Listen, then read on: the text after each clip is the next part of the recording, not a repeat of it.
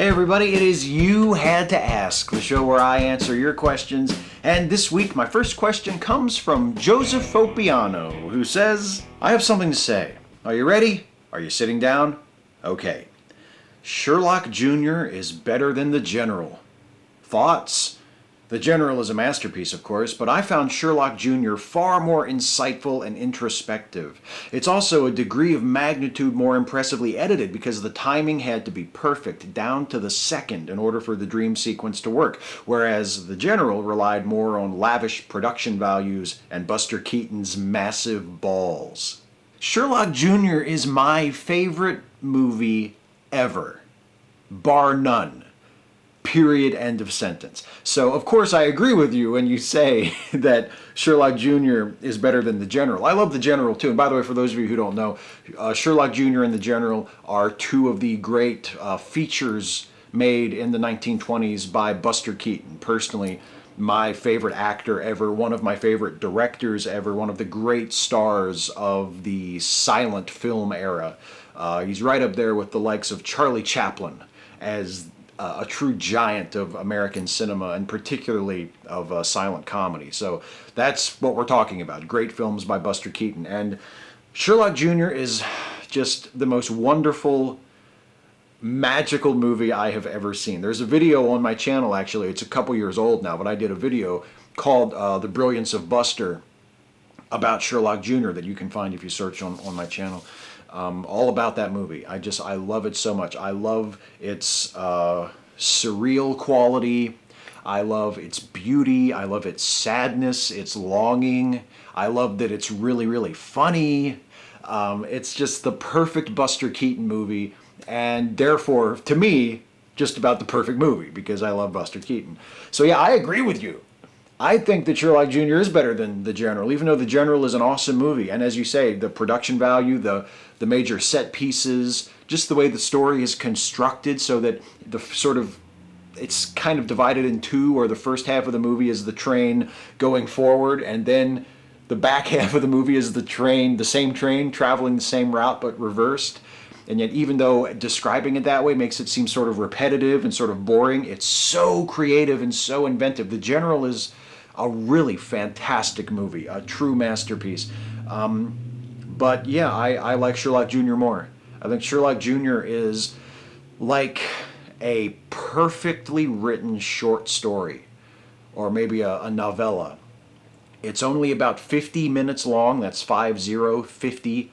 It's incredibly tight, incredibly compact, incredibly economical. It does everything right. It has tremendous timing, not just in the editing, but in the staging of things, which is something that Keaton was very well known for. His gags were just impeccably, precisely laid out and staged.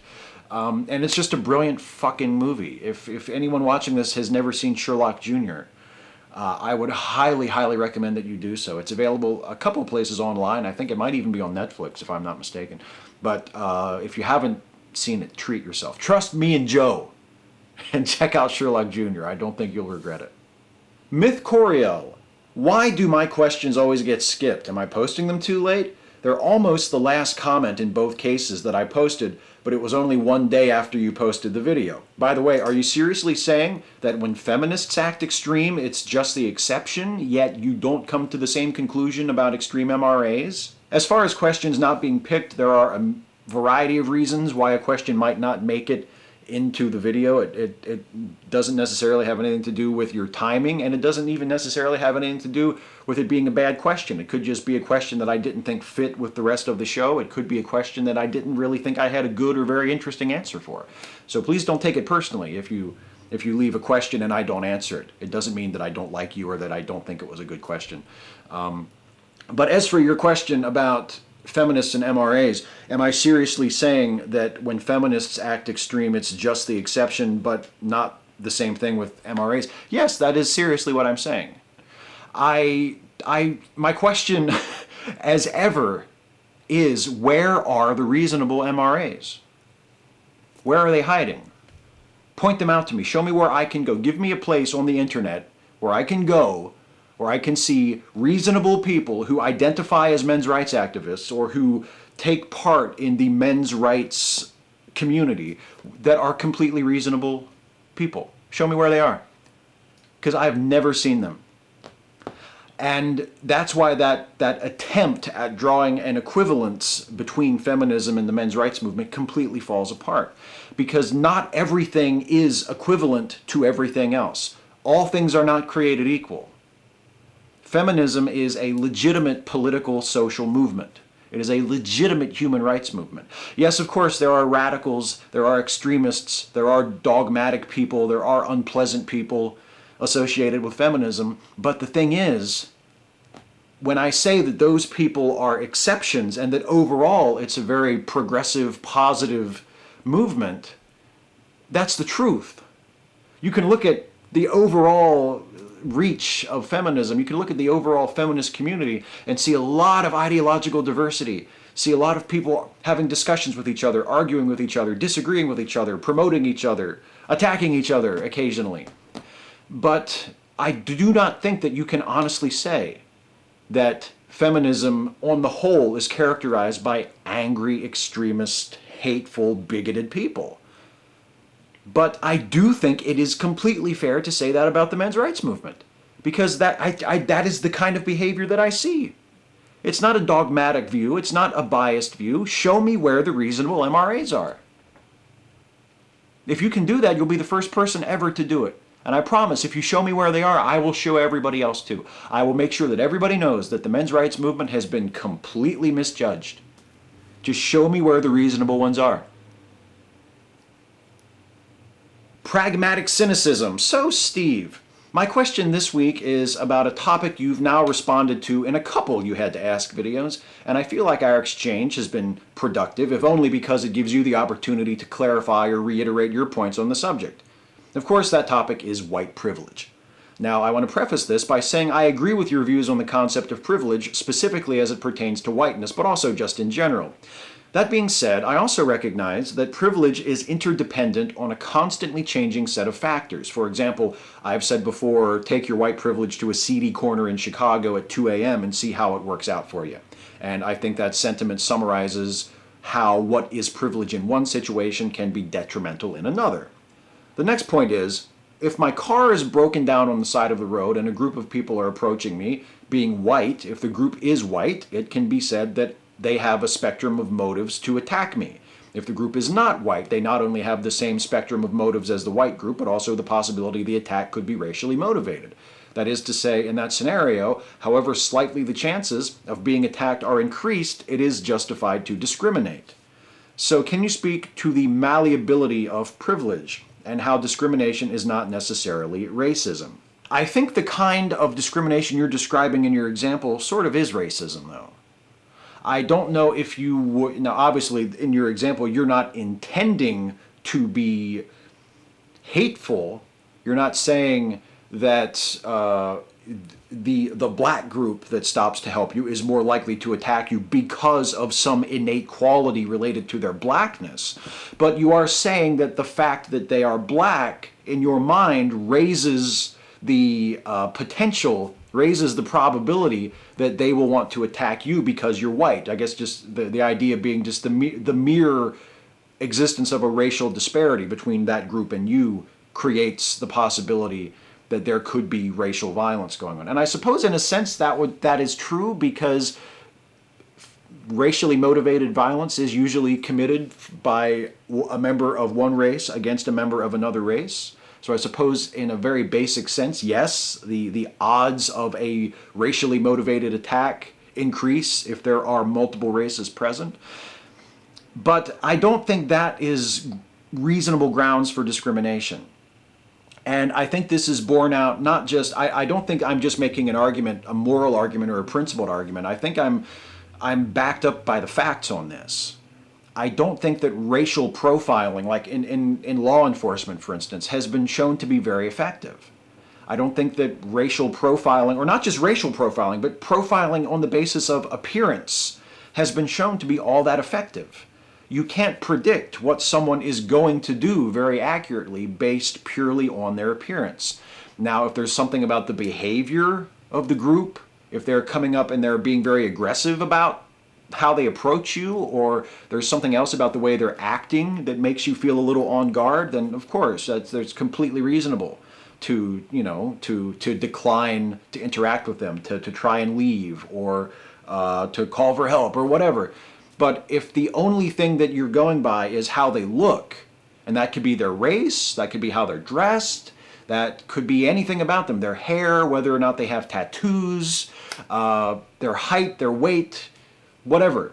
If that's the only thing you're basing your assessment of whether or not they represent a higher risk, then I don't think that's a very good basis. Now, as to maybe a broader point you're trying to make is every kind of discrimination by a member of one race that affects members of another race, is it always automatically racism? No, of course not. It's possible for a white person to decide not to engage with a member of another race for reasons other than racism, but that's a very tricky area because racial biases are not always overt. Racial biases are not always obvious to the people that hold them. So in principle, I think you're right. It doesn't necessarily have to be racism every single time a white person practices discrimination against a person of color. But often it is, even if we don't think so while we're doing it. And I also agree with you on your point about privilege being situational. I think that's absolutely right. I think privilege is not universal and constant. It changes based on the situation, and it changes based on other factors in your life, which is kind of what I was talking about last week when I talked about intersectionality. That's why intersectionality, I think, is such an important concept, because it allows us to understand privilege and oppression as results of very complex combinations of factors, not just one thing. William Wright. Hey Steve, what are your thoughts on South Park's recent criticisms of political correctness and the Caitlyn Jenner controversy, as well as the show as a whole? I really appreciate and value South Park in general. And actually, from where I sat, I didn't really think that political correctness was the primary butt of those jokes. I mean, obviously, South Park always kind of has a go at political correctness. They always have a go at the idea of too much gentility or too much politeness being restrictive. That's always been a favorite topic of the show. But those episodes recently about with PC Principle and sort of the showing social justice folks as being a fraternity, I didn't think political correctness was the main butt of those jokes. I thought the main joke was the fact that all of the incredibly energetic and hyper-vigilant social justice warriors in those episodes are all young white men. I think that's the point being made, is that the people who are so gung-ho and clearly so well-informed and articulate about social justice causes, their group doesn't include any of the people that they're trying to stand up for. They talk with great passion and great intelligence about marginalized people and the importance of all of these various social justice causes and not othering people and all of these other things. And yet their group is completely white and completely male. And that is actually a pretty sharp point, and a very cutting point, and a really nice piece of satire. And I really appreciated it and really thought it was right on the money. So I think something like that is much more what those jokes were meant to poke at, rather than just the general topic of political correctness, which again is something that South Park has always sort of made fun of. Jack McMorrow. Hi Steve, I am British, but currently working on my master's degree in the history and politics of the USA, and as such, I pay close attention to the debates, yours more than ours. My question is this: why didn't a single person say either, "Are you fucking mental screwjobs? That's what serial killers say to justify their killings," or "Really? So what does God sound like then?" at the first GOP debate of 2015, when pretty much all the candidates said God told them to run? I thought it's pretty explicitly stated that membership of a religion is not a prerequisite to run for any office in the USA. And of course, you're absolutely right. Membership in any particular religion is not a prereq for running for any office or holding any office in the US, but unfortunately, the political reality at the moment in the Republican Party is that it is a prerequisite to be considered a serious contender for the presidential nomination if you're a Republican. And really, I mean, less so, but also if you're a Democrat. Democrats are less fervent and sort of conservative and demanding about their religion, but it's difficult to imagine the Democratic Party really fully embracing, a non-Christian and an openly, outwardly non-Christian candidate at this point. More likely than the Republicans, certainly, but still, it would feel a little out of character, unfortunately. But yeah, if you want to get the presidential nomination as a Republican, you have to pander to conservative religious interests. If someone asks you that question, that was asked of the candidates in the first debate, you cannot give an intelligent answer. You cannot say, well, God doesn't speak to me. I've never heard the voice of God. I may be a religious person. I may feel that I have a sense of the divine. I may feel like God wants me to do some particular thing, but I don't feel as though God is telling me to do anything, and I don't feel as though my actions necessarily have any great divine significance. That sounds incredibly narcissistic to me, in addition to being sort of religiously fanatical. You can't say that. You can't say that. You have to pander to the audience. You have to, and you can't, especially you can't say, that's a really stupid question to be asking during a presidential debate. What kind of a question is that to ask of a stage full of people who are running to be the president of the United States? Why are we even talking about this? That is not an acceptable response, unfortunately. You have to say what the question is sort of leading you to say. You have to, well, I hear the voice of God every day. I hear him speak to me through the laughter of my children, whatever the hell they said. I think God wants me to become president so I can fix the United States of America, which everybody knows is his favorite country. You have to say something like that if you want to get the Republican nomination, because it has been beholden to conservative, right-wing religious interests, especially during the primary season when those voters are more likely to vote and hold sway in the choosing of a nominee for the last 40 years. So no, there's nothing legally requiring them, but there's a lot of political and cultural requirements that sort of forces them to answer that absurd question in the way that they did. Tobias Hagstrom, do you think that access to the internet will ever become considered something of a basic right, with motivations such as everyone deserves to be able to connect with other people digitally, and a democracy needs an electorate that is able to access information and enter the free marketplace of ideas? Sort of like the way education used to be a privilege, but is now taken for granted? I think we're moving in that direction. I hope we are. I hope we get to that point relatively soon where internet access is treated like something that everyone has a right to. There have been really encouraging signs of moving in that direction recently from the president and from the United Nations, treating internet access as something that should be a basic human right. And understand, because a lot of people sort of miss the point on this, nobody's saying that you need to have internet access in order to survive.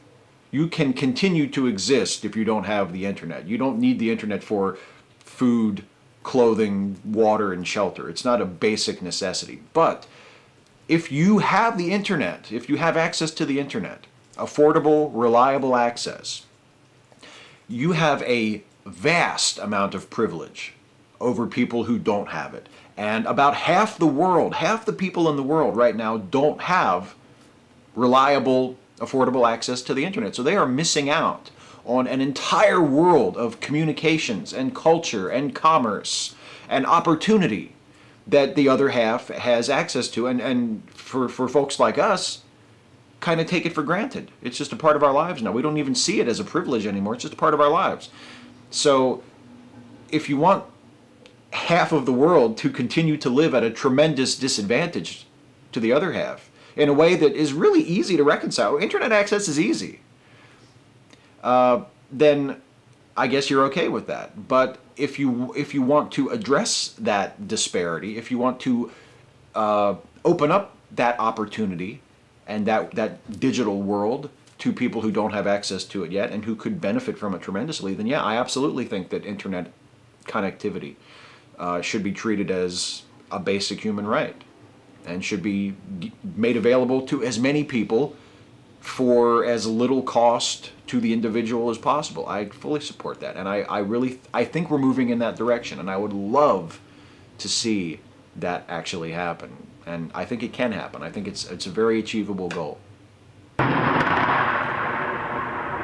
A very achievable goal, much like the end of this segment, which was just achieved with that sound effect, meaning that it is now time for the lightning round. Rapid fire questions, glib and adequate answers. Radical Bacon, do you use hair conditioner on your beard? No, actually, I don't use shampoo on it either. I just use regular soap. And isn't it gorgeous? Keith Van Arsdale, what did you think about PastaCon? It was my first conference as well, and I really enjoyed meeting and hearing the likes of Aaron Ra, Matt Dillahunty, Seth Andrews, and so on. Bonus points if you remember me. Of course I remember you, Keith. We took a picture together outside in front of the hotel in the smokers area, and I think your daughter is the one who snapped the picture of the two of us. Yeah, I had a wonderful time at PastaCon. I'm trying not to inflate the experience more than to be more than it was, because it was my first conference too. But yeah, it was an amazing experience. It was my first time personally meeting Aaron and Matt and Seth, and it was wonderful to meet and hang out with all of them, albeit briefly. The talks were tremendous. The three aforementioned guys, plus Sarah Moorhead and Teresa McBain and Mandisa Thomas and Richard Carrier.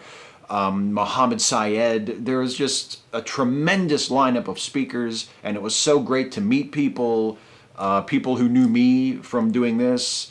It was an amazing experience. I really loved it. Matthew Hill, hey Steve, I was wondering if you absolutely had to kill one of the characters off of your Steve and Stuffy series, who would it be and why? Me. And Adi agrees. It would be me, because number one, that would make those videos way easier to shoot if I'm just shooting stuffed animals and I'm not having to worry about incorporating myself into the video. And I really think that Stuffy and the gang would probably get along just fine without me. And again, Adi echoes that sentiment. She completely agrees. The most difficult part would be coming up with a new title. If I killed myself off, maybe I would just call it Stuffy, or Stuffy and Toby Benson, or Stuffy and the Gang, or Stuffed Animal House. Actually, I think I just solved that problem. Why don't I just kill myself off? Yarrow Kassir, lightning round. Are you a fan of coffee? What's your favorite method of making coffee? Drip, French press, AeroPress, or espresso? I'd have to say drip, because that's just the way I make it at home. I'm a slave to my Mr. Coffee, as you can see. I drink it every day. I love coffee. Matthias Grandis, hey Steve, how do you feel about the masculinity so fragile hashtag? I enjoy man babies whining and moaning and throwing a tantrum as much as the next guy, but I can't help but feel this was a bit too confrontational. Sure, many reactions perfectly prove the point of the hashtag, but wasn't it just baiting for those kinds of comments in the first place? I'm torn. Yeah, I get what you're saying.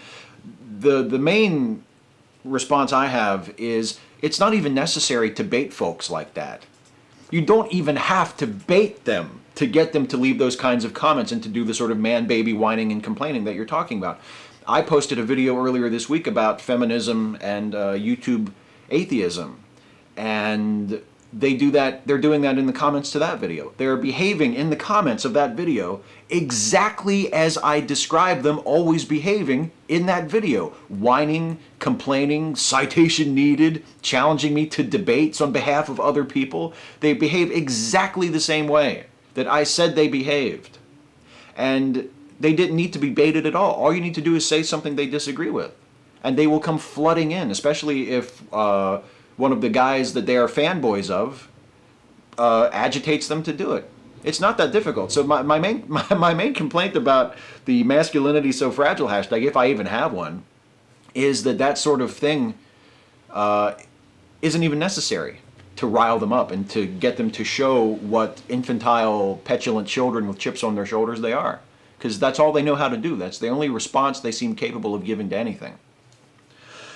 Alex Lynch, Steve, why is it that sometimes you pronounce cause with a slight L sound, rendering it closer to calls? I don't know. I think maybe it has something to do with the fact that I was born and raised in Western Maryland, and I'm kind of a hick. Hey, that's it for the questions, everybody. Before I go, I would like to give a shout out to a deserving project this time. Usually I give these shout outs to fellow YouTubers of mine, but this week it's a little bit different. The shout out goes not to a YouTube channel or any particular person, but to the Hotline Project. This is a project undertaken by Recovery from Religion, and Keith asked a few minutes ago about my experience at PastaCon. Two speakers at PastaCon, Teresa McBain and Sarah Moorhead, both spoke about the Hotline Project, which is a peer support line for people dealing with coming out of religion, or coming out as an atheist or a non-believer of whatever stripe. People who maybe have had a difficult experience with religion, or who are surrounded by friends and family or coworkers or a community of very religious people, and they're worried about what will happen to them if it's found out that they are not of the religion anymore. It's a really tremendous and very needed service, and I spoke about this sort of thing last week when I answered a question from someone about are atheists really that vulnerable or really that discriminated against in America? And I spent most of my answer to that question talking about young people, people who are atheists to very devoutly religious parents. A lot of times that can be a very scary situation. If you're a child or a teenager and you're completely dependent on your parents for everything you have, and you are no longer a member of their faith, that can be a scary situation. You wonder, should I keep it to myself? Should I be open about it? What if I say something to my mom or dad about it and they kick me out of the house, or it completely changes our relationship? It introduces a tension that wasn't there before. That's a really scary situation to be in. And the Hotline Project is one place where you could go for help, just to talk to someone who won't judge you and who will understand. So if you want to make use of the Hotline Project, or if you want to maybe volunteer your services or support the project, you can go to recoveringfromreligion.org/hotline-project for more information, or the hotline itself, if you need to call it, the number is 1-84-I-DOUBT-IT. The Hotline Project. I cannot recommend it highly enough. It is a wonderful, wonderful, positive service and very necessary service for the atheist community. I also want to remind you, as I always do, to go check out the Lemme Listen podcasts. These are podcasts created and hosted by my pal, the great Jason Harding, aka Jason with a D, here on YouTube, the creator of Opinionville. He does 3 podcasts as a part of the Lemme Listen family. There's Lemme Finish that he does with Finite Atticus.